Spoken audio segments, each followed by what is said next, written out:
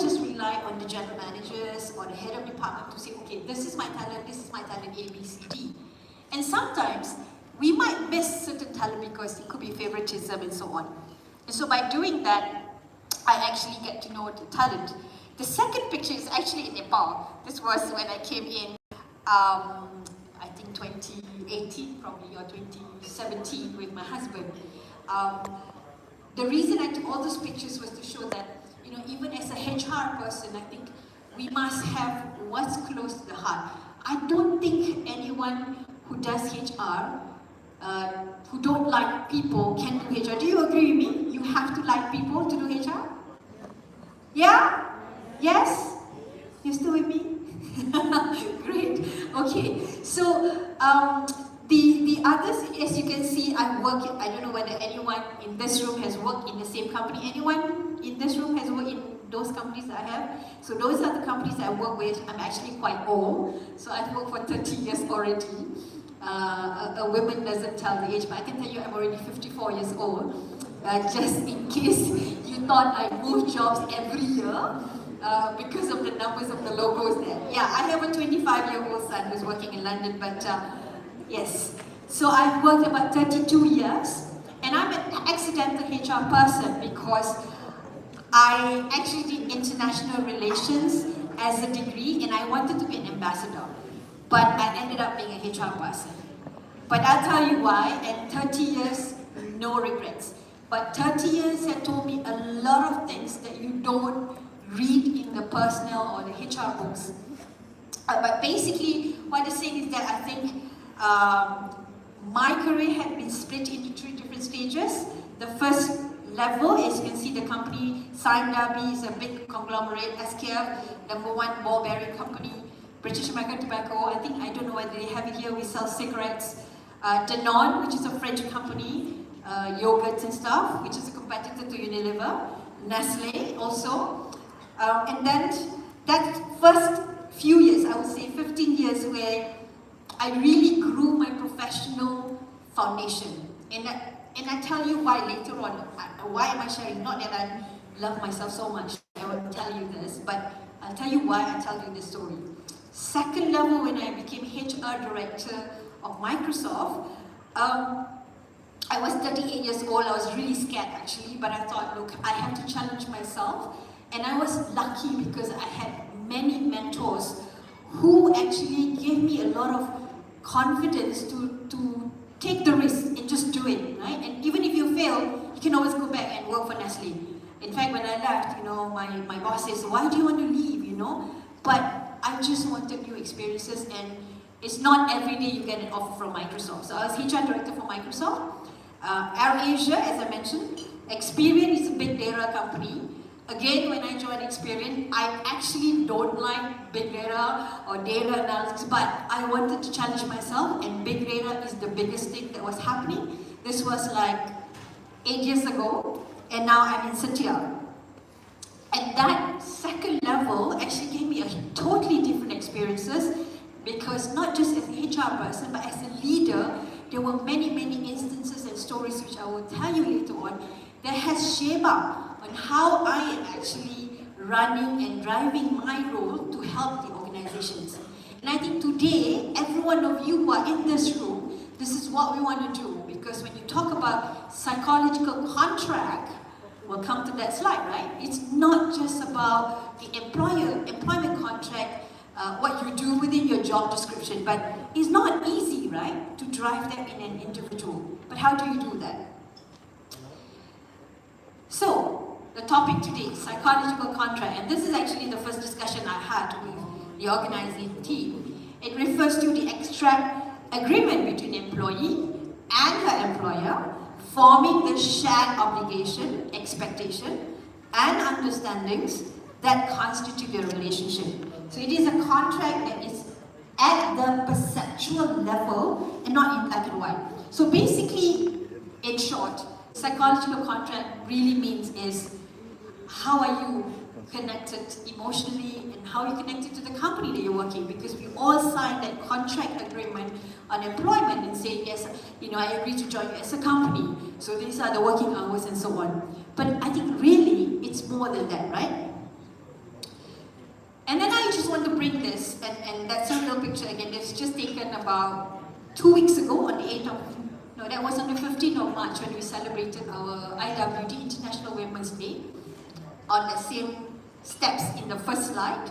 I have taken this from CIPD. I'm sure all of you, you've heard of CIPD, right? Chartered Institute of Personal Development. So if you have not heard of it, please Google it, because if you're HR, you want to be certified by that. So it's so important that you go to their website. They've got some really good models that you can actually follow through, because it's a certification. It's basically like the ACCA for finance.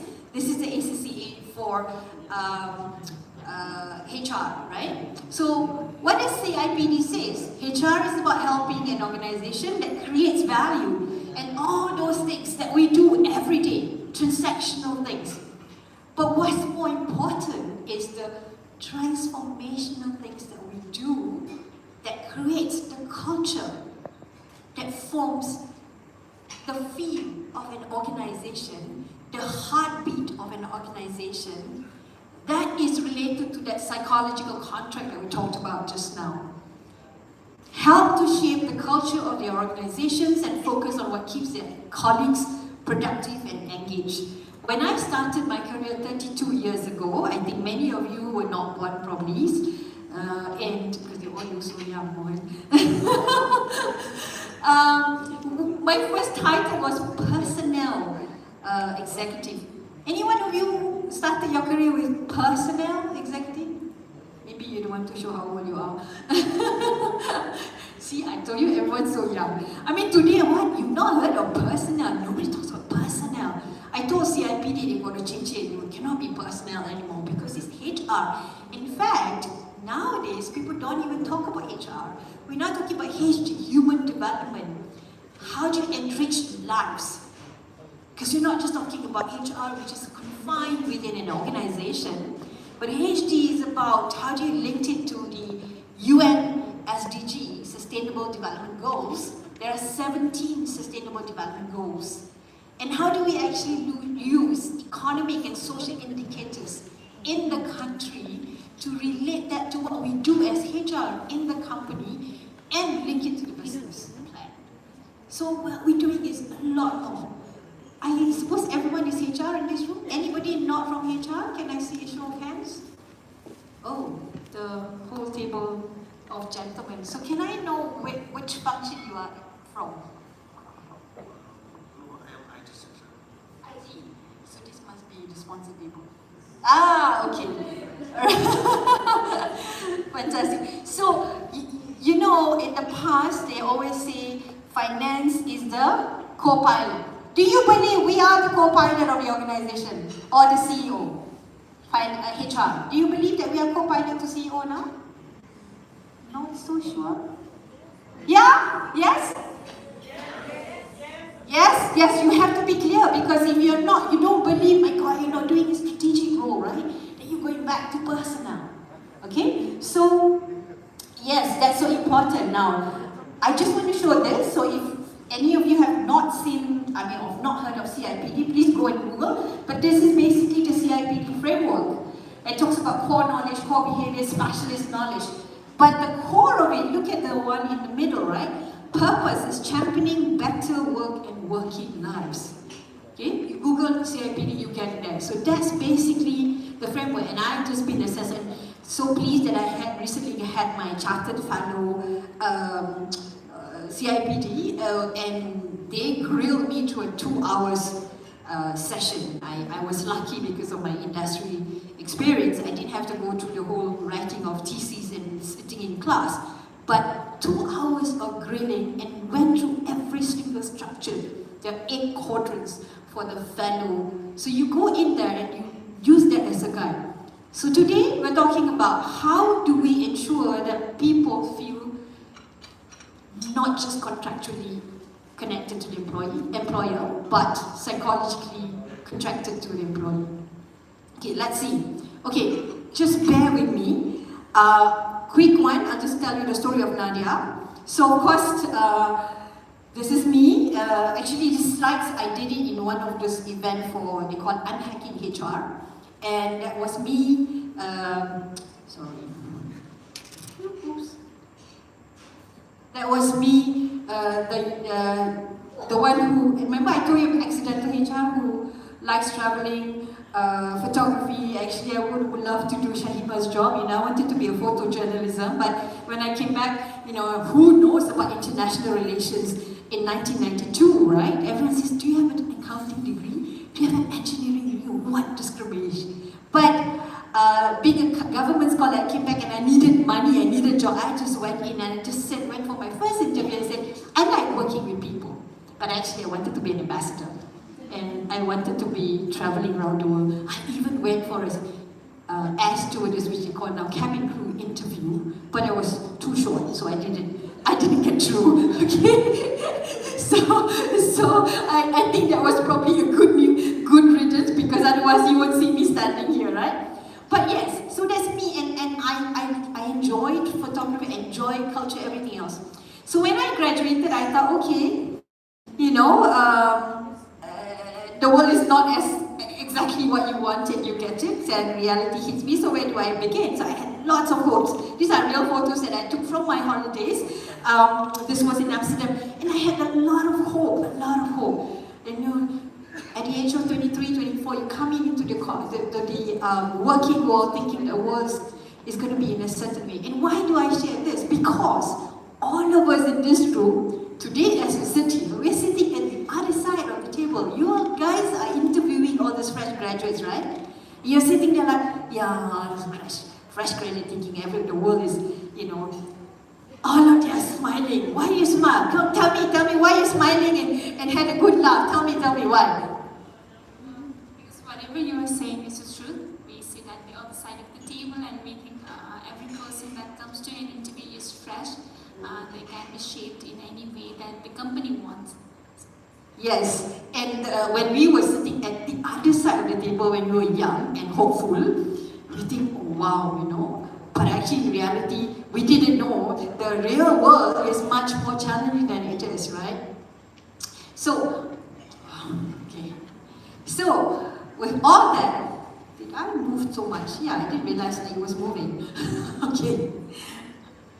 Right, so personal management, remember I talked about it. So those were the days in 1940s, the Industrial Revolution, where everyone talks about the mass production and so on. So, master-slave relationship. I don't know about Nepal, but in Malaysia, our Employment Act is still called Employment Act 1955, because it was set up in 1955 when the days when Malaysia had a lot of plantation estates. And so some of the terminologies were like wages and people who deal with machines. It was still outdated. So as like all government, I better not say too much, it's so difficult to change, because I am also part of the NLC, National Labour Advisory Council, as a rep for Malaysian Employers Federation. And we keep, I think this thing moves, is it, on its own? I didn't. Okay. Right, so does it move on its own? I didn't press it. Slide, I think it will. Huh? Oh, it's very sensitive, so I'll take my fingers off it, right? Okay, so the world is, I'm actually building up so that you can see how the world has changed, right? And then there's this famous story, HR used to be all about maintaining productivity and harmony. Read the cartoon, right? It says, wow, yeah, we're laying off, but no. Don't do it on Friday, it's a wrong day. Friday is our Employee Appreciation Day. Oh my God, it's so sensitive. Okay? What was that? You don't know, no? And then finally this guy who was talking about it got an award for that. But the world that we're living in today is very different. And so what was that all about?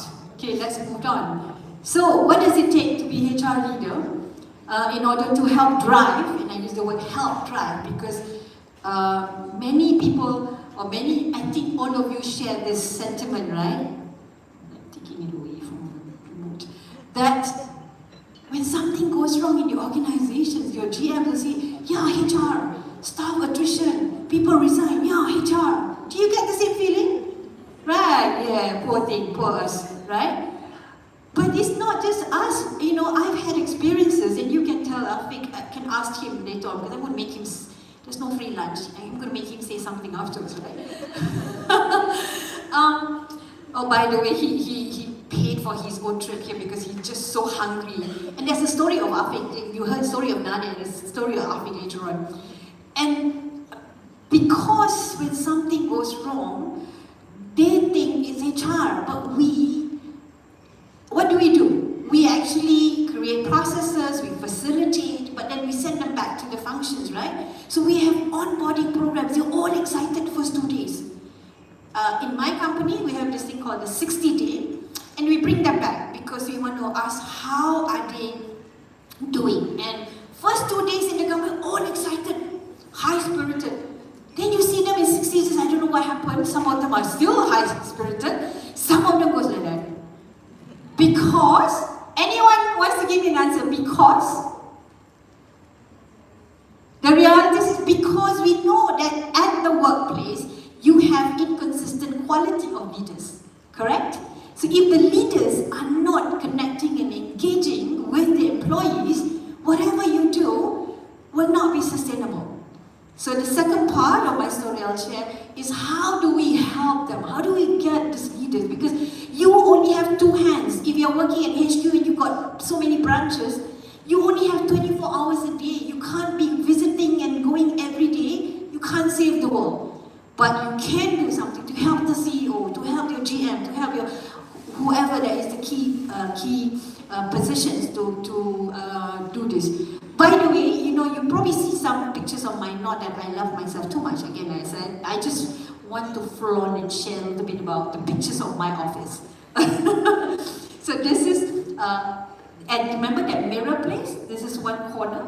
And we try to make it like a sort of a Google-ish kind of a place because 67% of our workforce is Gen Y and they have different demand. So what we do is we created this space whenever I run a training, and I actually run one training, one full day on personal branding, and I get them to come down here. We have our training center, but come down here, and like a TED talk, right? And they stand in front and there are 24 people sitting on the bench and listening to them. And I sometimes see them shivering. But you know, the most beautiful thing is when you see them grow 8 months down the road, they've grown their confidence. Okay? So that's what we want to do so that people feel emotionally connected and feel that they belong and then they can grow. So how do we do that, right? And I think you probably know it. How many of you recognize who this person is? Anyone? Jody. Tell them. He's an actor. He's an actor. Remember what? Mel Gibson is from the movie Braveheart. Okay? So, and I have a video of this. So, and I love this. If you have not watched the movie, just Google. You can go to YouTube and this was, you must be, maybe slightly younger than you, about my age, right? So you will see, it's an amazing movie, right? Because it talks about, he's one of those early founding fathers of Scotland when they were fighting against the English, you know, England and Scotland. And he's so passionate about what he does. I won't say more, we'll have a video after when it comes to the story. But as a HR person, you gotta be passionate. You're not gonna be ticking the box. You've got to do the extra. And I'm saying this because you have a role to play in engaging your leaders to ensure that topic that we're talking about today. That is the psychological contract. And then passion and skill. So everyone knows who this person is, right? Except for Messi fans. Right? They're Ronaldo's haters. I'm #1 fan of. I don't support clubs. I support Ronaldo CR7. So, but because I believe I think most of you who knows his story, right? Because he's passionate about what he does, and he puts in the effort and time and have the skills. So when we talked about oh my God. So when we talk about psychological contract, it's important that we also invest. We just don't talk about it. Invest in, I don't know why it keeps moving. Okay, invest in time for your people to feel that they have skills and that they feel that they're staying in the company not because they just finished the job, whatever they're supposed to do, but because they think they can grow. Okay? Keep going and be resilient. So this I'm talking about HR. Keep going and be resilient. This picture is taken in one of his games where he had an injury and he continued on. Okay? Take the risk, and that's me basically doing the bungee jump in New Zealand. I wasn't supposed to do that. My 10-year-old son wanted to do it. Fortunately or unfortunately, he was less than 35 kg. So when you're less than 35 kg, you can't do it because it's too light. So I don't know what I was thinking as a mom, letting my 10-year-old do a bungee jump. But then I said, why don't I just do it? Because my boss used to challenge me, and I said I will prove to him, although I was very nervous. Any one of you has done bungee jumped? You know the feeling, right? It's like suicidal, right? Isn't it? But you do it once and you don't want to do it because so then you can brag to everyone and say, I've done it. But you will never want to do it again, right? So, but yes, be brave, but I said don't be suicidal, right? And then be human, right? I think HR sometimes we're too limited by SOP, HR manual. Go and look at the manual. Look at our policies. Yes, the policies and manuals are there for you to use. But if every time we just look at the policy and manual, we don't need HR. So as an HR person, you got to be human, and we need to be humanizing every process that we do. I'll give you a story, right? I'm going to put it here so it doesn't move. I hope. MCO. So MCO is, do you call it MCO? In Malaysia, you call it MCO when we locked down during COVID. MCO is, movement control order, yes, because he was in my crisis team, so I remember. After COVID, I had COVID and I burned some memory cells. So during MCO, we had some incidences. So as a property developer, we actually have, there are only 2,000 employees in our company, but we have about 10,000 employees within the ecosystem. Let's call it ecosystem because we have the contractors, subcontractors who employ the workers who build the houses. So these workers are not under our employee payroll, but they are under their payroll. So during the, what do you call this, MCO, they are not allowed to move out of CLQ. Central Labour Quarters. So we put all the workers, and most of them are foreign workers, in a Central Labour Quarters. Now what happens was during MCO, some of the subcontractors were running out of cash. So they did not have enough food. So as a company, we ran a campaign called Food Aid, which means we then provide food from our company to all the Central Labour Quarters and provided them. Because some of them actually have families and children in there. But the guideline was that no one else outside should go in and inside to go out. I think all of you are familiar with this. We all lived through that dark period in 2 years, right? And so, but Malaysian being Malaysians, very strong hospitality. So the residents near the Central Labour Quarters have been sending food. So there's this particular lady who has been sending food every day and going into the area. Obviously, our security guards or site supervisor then were not doing their job. And it so happened that one day there's one site supervisor who was very effective and doing his job, following SOP. And this lady came in and said, yeah, can we make sure we have this? And she wants to go in. And the guy said, no, you can't go in. So remember, this is site supervisor. So he doesn't speak like me. He's like, no, you can't go in. Because if you know of site supervisors, they speak a different language. They're not being rude, it's just how they are, and they speak quite loud. And in the world of social media, that was going viral. It went around. Now, if you don't know the context and you look at the video, it looks like the supervisor was scolding this woman, and it was reputational risk for us. So what happens? He went to our EVP, Executive Vice President of that particular business unit, and also our Chief Operating Officer, and they're like, oh, this is